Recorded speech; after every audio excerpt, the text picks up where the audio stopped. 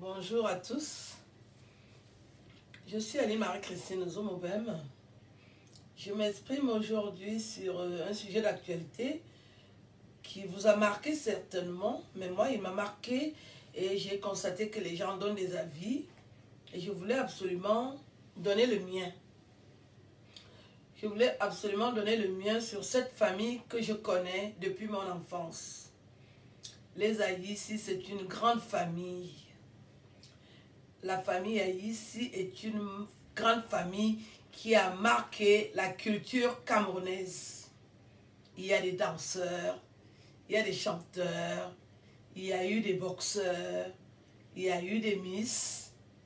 C'est vraiment une grande famille culturelle.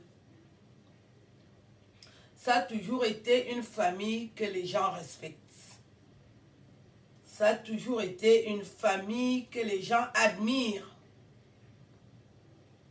Mais je dois vous rappeler que dans les dynasties, parce que les Aïssi, c'est une dynastie, dans les dynasties, il y a toujours eu des secrets.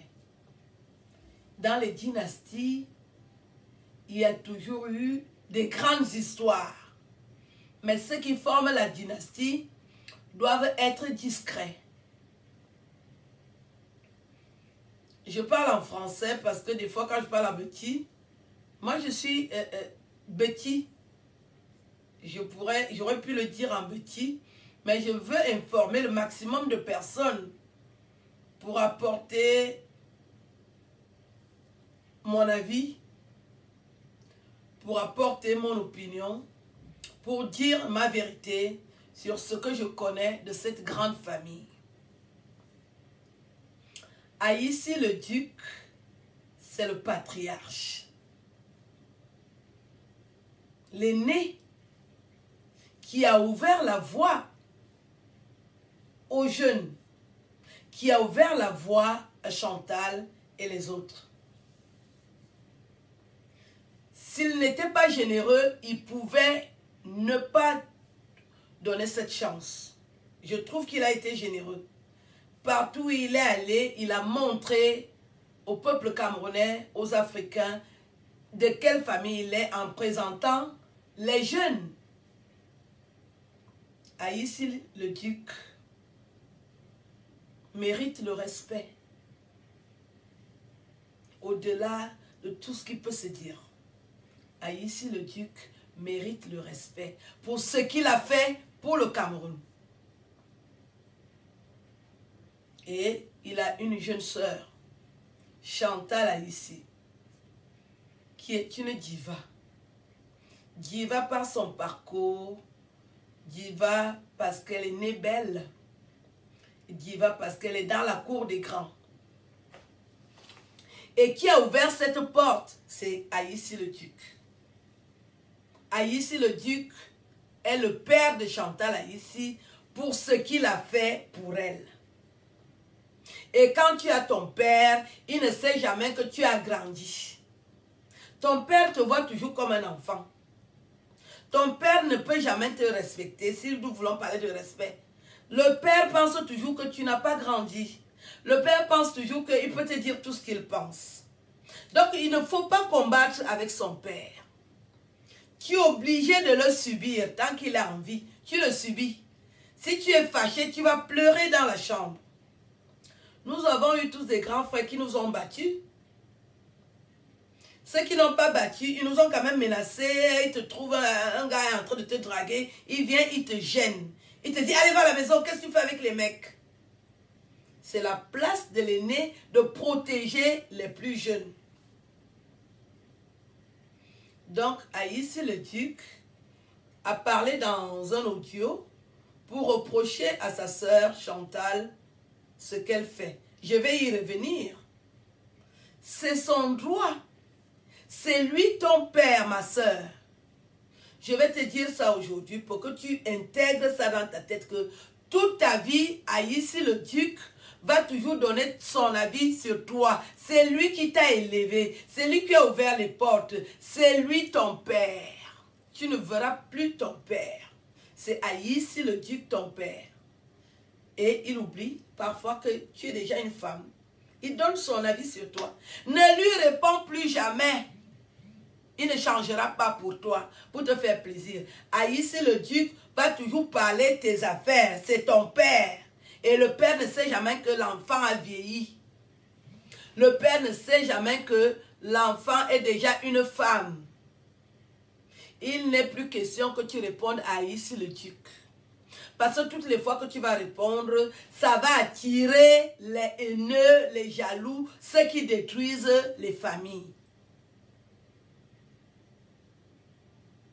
Ce n'est pas sorcier ce que je te dis.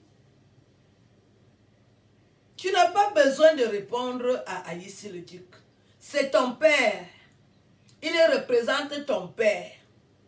Et aujourd'hui, il est chef. Tu dois le respecter, c'est un seigneur. C'est la vie qui est ainsi.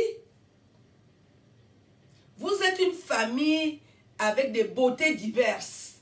Tu es une belle femme, Aïssi est un bel homme. Il n'est pas question que lui te cède sa place. Ce n'est pas lui qui doit te céder la place. C'est toi qui le laisses passer à toutes les positions. Dès que tu vois Aïssi le duc, parce que tu sais qu'un seigneur veut s'imposer, ça reste quand même ton père. Tu crois que lui va te céder la place parce qu'il a peur de toi? Aïssi sera toujours devant. Tu viendras toujours après. C'est la nature qui a décidé. Ne fais plus jamais ce que tu as fait de répondre à Aïssi. Aïssi n'a même pas parlé de toi ce jour-là. Aïssi n'a pas parlé, te faisant un reproche, ce qui est normal. Pourquoi tu ne veux pas qu'on te reproche? Tu sais ce qu'on appelle le père, non?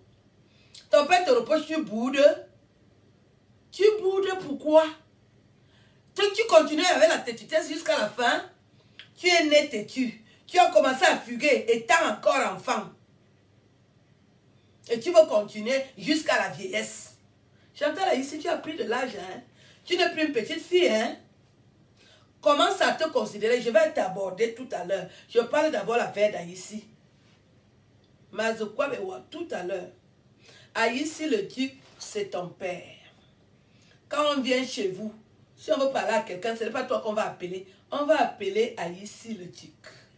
Les hommes lois, c'est comme ça. Aïssi le duc, c'est ton père, Chantal. C'est lui qui t'a ouvert la voie. Quand on t'a vu au Cameroun la première fois, c'était dans son groupe de danse. Tu as oublié. Ce n'est pas parce que tu es grande de taille. Tu es la petite sœur d'Aïssi le duc. C'est ton père. Est-ce que tu as constaté le comportement d'Iman? Iman ne répond jamais. Tu ne peux pas savoir si Iman sait parler, s'il ne sait pas parler. Il est toujours calme. C'est une attitude de noble. Parce que s'il parle, ça détruit la famille. Est-ce que tu es la seule qui connaît l'histoire de votre famille? Pourquoi tu veux toujours prendre les devants? Tu as d'autres sœurs. Tu crois que Aïssi ne les menace pas, ne dérange pas? Moi, je vous ai vu au sommet. Je venais vous guetter en route. Je me disais, est-ce que je pourrais vous saluer un jour? Vous étiez un mythe. Vous êtes encore un mythe, ne détruis pas ça. Chantal, est-ce que tu sais le nombre de personnes qui t'adulent dans le monde? Pourquoi tu marches avec les moins que rien? Pourquoi tu marches avec tes esclaves? Tu fuis les femmes de ta catégorie, pourquoi? Mais quand tu as choisi qu'on t'appelle diva, pourquoi tu avais choisi le mot de diva? Le nom de diva, c'est un nom noble. C'est la supériorité. C'est le sommet. Tu es au sommet. Pourquoi tu descends? Pour aller chercher des gens que tu vas utiliser. Parce que tu vas chez ces prostituées pour les utiliser. Aller insulter tel, aller détruire tel. Ma soeur, arrête le Congo-ça. Arrête le Congo-ça. Tu es une femme digne. Apprends à fermer ta bouche.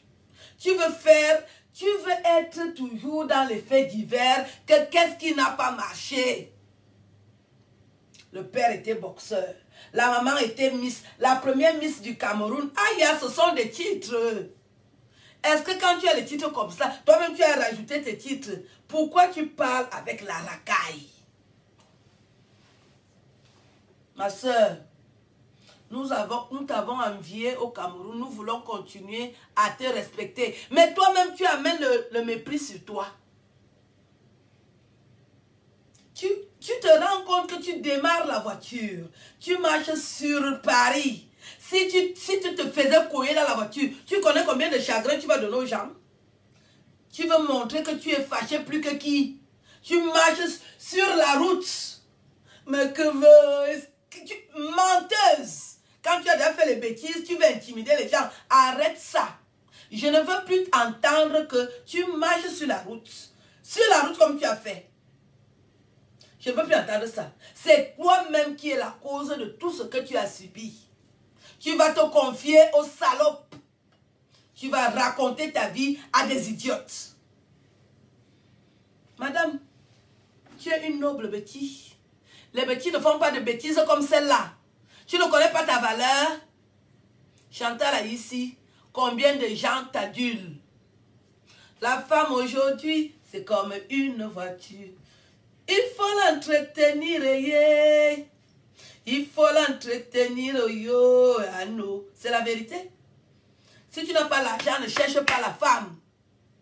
Et toi, tu nous chantes de belles chansons.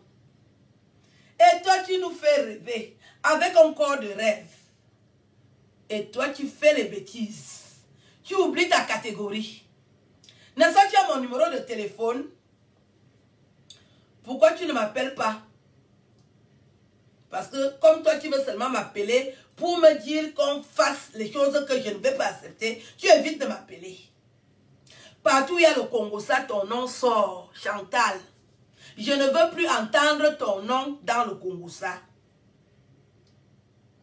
Il faut qu'on se dise les vérités. Je ne veux plus voir ton train qui est en train de dérailler. Mais attends, ma soeur. Tu t'es mariée avec Roméo. J'ai mangé la morue de ton mariage. Moi, j'aurais voulu que tu restes dans ce mariage. Roméo s'est battu, hein. C'était beau. Après, vous vous êtes séparés.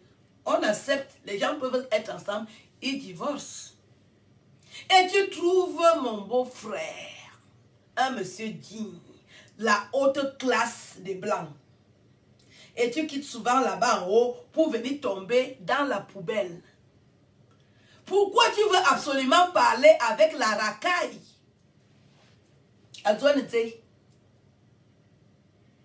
Ma soeur, quand tu as progressé, tu ne rentres pas. Des filles qui ne pouvaient jamais te saluer. Des filles qui ne pouvaient même jamais imaginer te rencontrer. Tu prends tes beaux pieds. Tu démarres ta voiture pour aller t'asseoir chez Lolo Fodja. Ce jour-là, beaucoup de gens t'ont méprisé. Ce n'est pas ta catégorie. Tu cherches l'amour. Quel genre d'amour à Chantal? Tu as les enfants.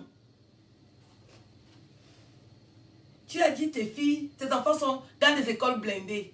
J'ai apprécié. Hein? Mes enfants sont dans des écoles blindées. C'est moi qui paye. Et tu quittes. Tu oublies que tu as les enfants qui sont dans les écoles blindées.